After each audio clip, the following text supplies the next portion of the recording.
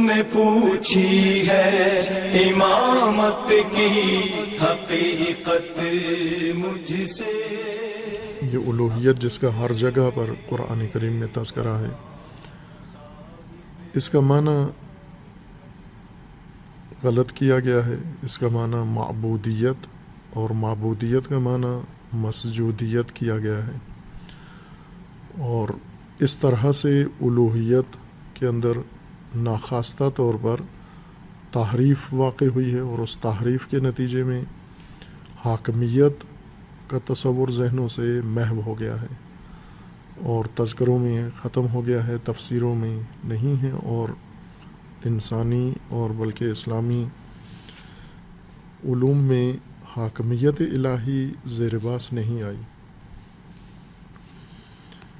قرآن کریم میں سب سے زیادہ جو بنیادی مطلب بیان کیا گیا ہے وہ یہی الوہیت ہے. رسول اکرم صلی اللہ علیہ وآلہ وسلم اور دیگر انبیاء کرام علیہم السلام نے اپنی دعوت کا آغاز الوہیت الہی سے کیا، دعوت عبودیت و دعوت عبدیت سے کیا ہے.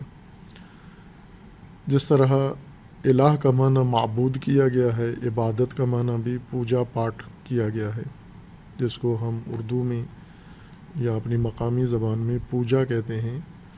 یہ عبادت کا معنی کیا گیا ہے، جبکہ عبادت اظہار عبدیت ہے، اور عبدیت اطاعت الہ ہے.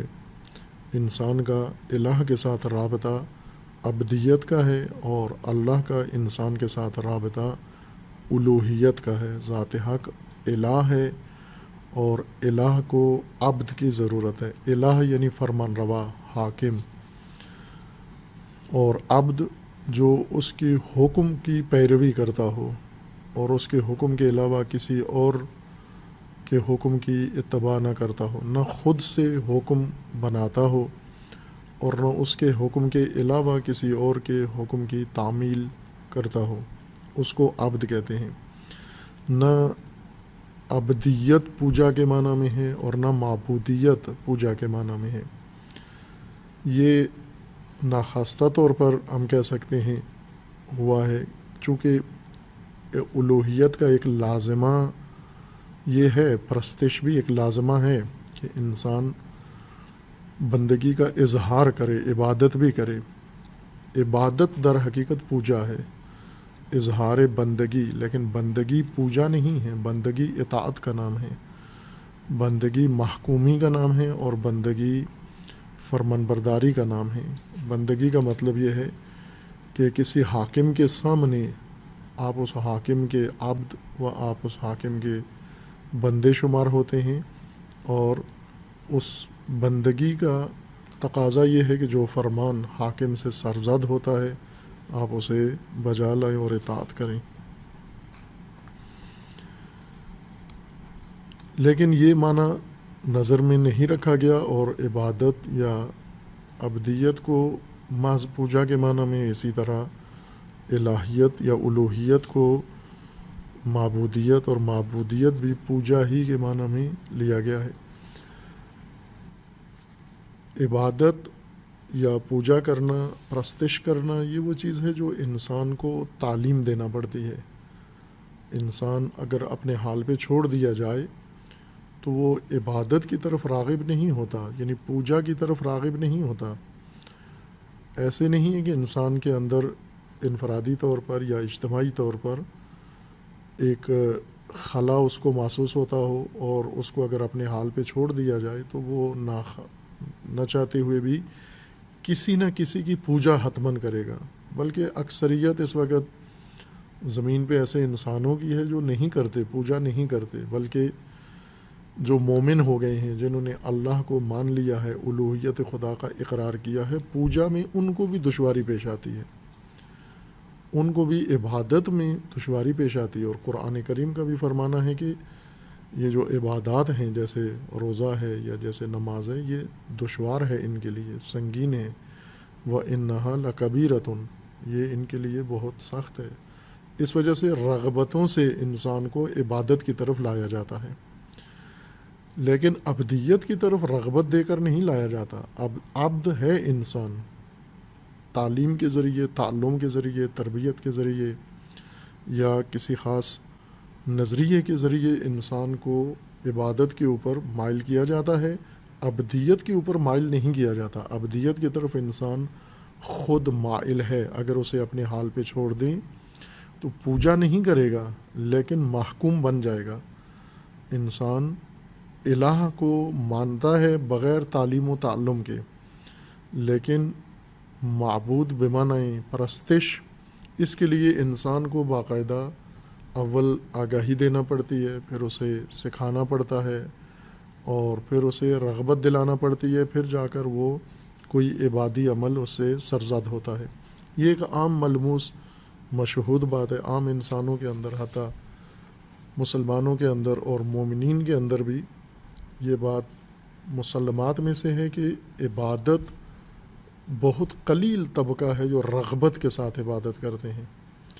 اکثریت لالچ کی وجہ سے عبادت کرتے ہیں اور اکثریت خوف کی وجہ سے عبادت کرتے ہیں. جس طرح روایات کے اندر عبادت کو تقسیم کیا گیا ہے یا عبادت کرنے والوں کو تقسیم کیا گیا ہے کہ ایک وہ ہیں جو عبادت الاحرار کرتے ہیں، اور ایک وہ ہیں جو عبادت العبید کرتے ہیں، اور ایک وہ ہیں جو عبادت کرتے ہیں لیکن طمع کی وجہ سے اور لالچ کی وجہ سے عبادت کرتے ہیں. اگر یہ لالچیں ہٹا دی جائیں، اگر یہ رغبتیں ہٹا دی جائیں، یہ خوف ہٹا دیا جائے اور تحدید عذاب کی یہ دھمکی ہٹا دی جائے، تو پھر بہت قلیل انسان رہ جائیں گے جو عبادت کرتے ہوں. جبکہ ابدیت ایسے نہیں ہیں. اگر ان سے سب کچھ ہٹا بھی دیا جائے پھر بھی یہ ابدیت کریں گے، عبادت نہیں کریں گے، ابدیت کرتے ہیں.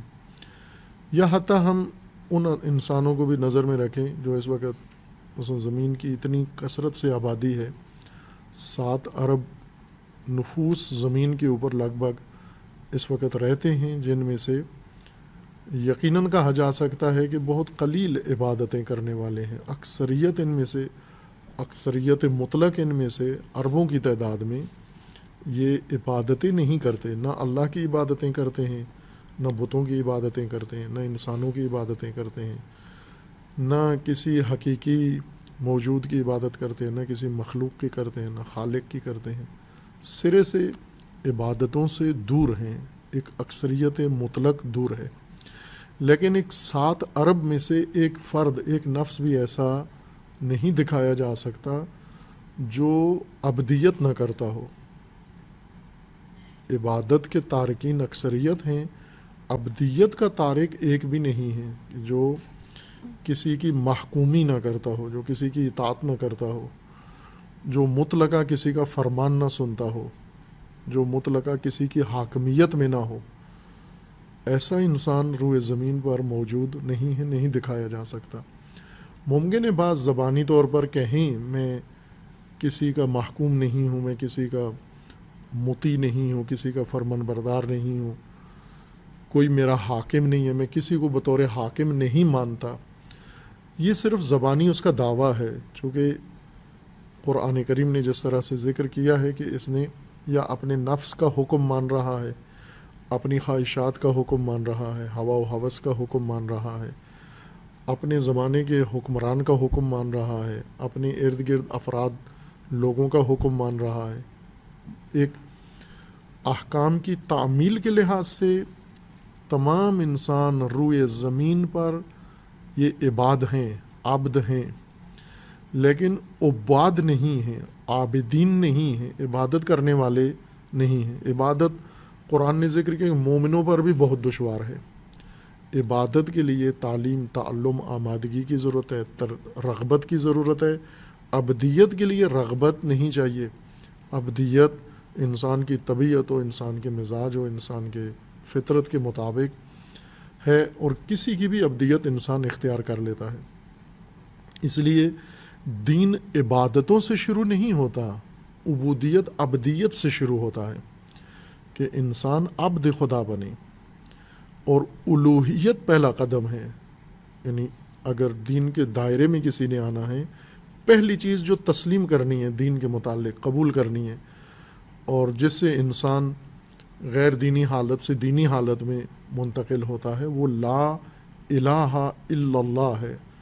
اللہ کی الوہیت سے دین کا آغاز ہوتا ہے، حاکمیت خدا سے دین کا آغاز ہوتا ہے۔ عبادت خدا اس حاکمیت کو ماننے کے بعد آغاز ہوتی ہے، پھر شروع ہوتی ہے۔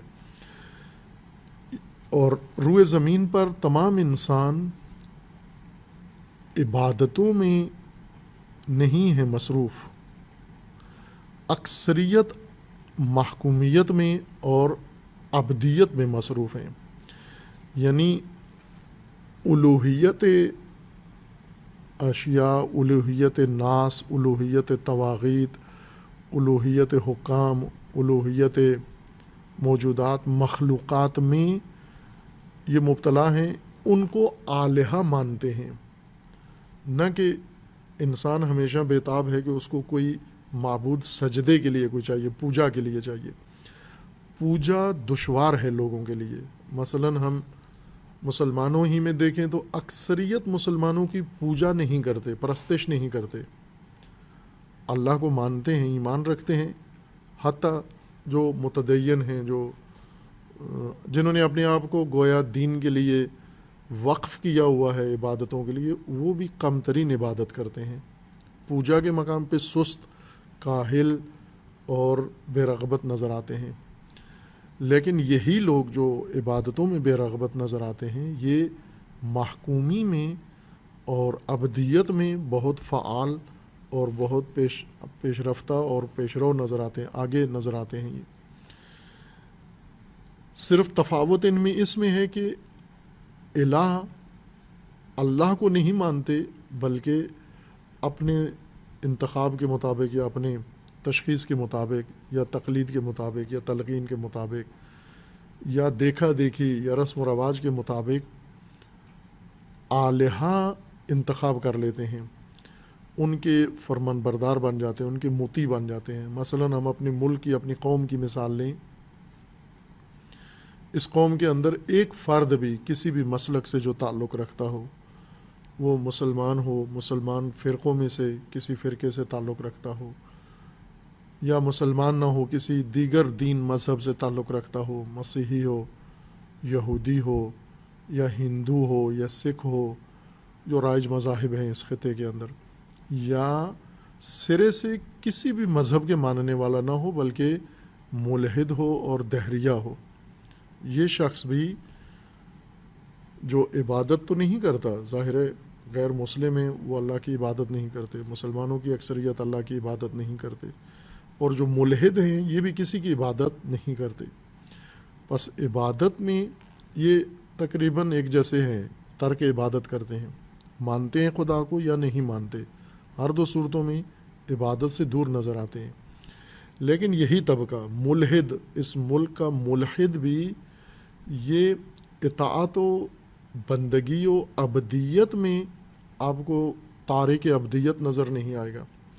یعنی ایسا شخص جو مثلا آئین کو نہ مانتا ہو، قانون کو نہ مانتا ہو، حکومتی فرامین کو نہ مانتا ہو، اپنے قبیلے کے کسی بڑے کی بات نہ مانتا ہو، اپنے گھر کے اندر کسی کی بات نہ مانتا ہو، اپنے نفس کی بات بھی نہ مانتا ہو، اپنی خواہشات کی تعمیل بھی نہ کرتا ہو، ایسا کوئی انسان نہیں دکھا سکتے آپ کہ جو مطلقہ کسی سے فرمان نہیں سنتا، مگر یہ کہ دیوانہ ہو، پاگل ہو۔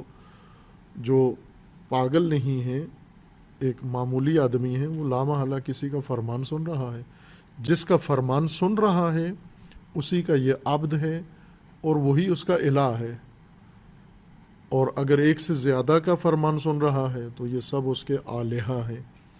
اگر اپنے نفس کی بات سن رہا ہے تو یہ اپنے نفس کا عبد ہے، اپنے نفس کو الہ بنایا ہوا ہے، نفس امارہ کو۔ اگر خواہشات ہیں اس کی، وہ خواہشات کو اس نے الہہ بنایا ہوا ہے۔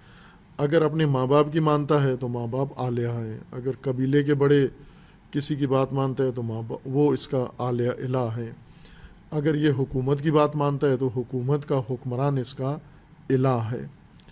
بس اس پہلو سے تمام بشریت ایک جیسی ہے، بلا فرق، بلا تفریق، نہ مذہب و دین و مسلک کا اس میں فرق ہے، نہ کسی اور قبائلی، قومی یا علاقائی لحاظ سے کسی میں کوئی تفاوت پایا جاتا ہے، بلکہ سب کے سب اس پہلو سے شریک ہیں کہ الوہیت کو مانتے ہیں لیکن پوجا نہیں کرتے.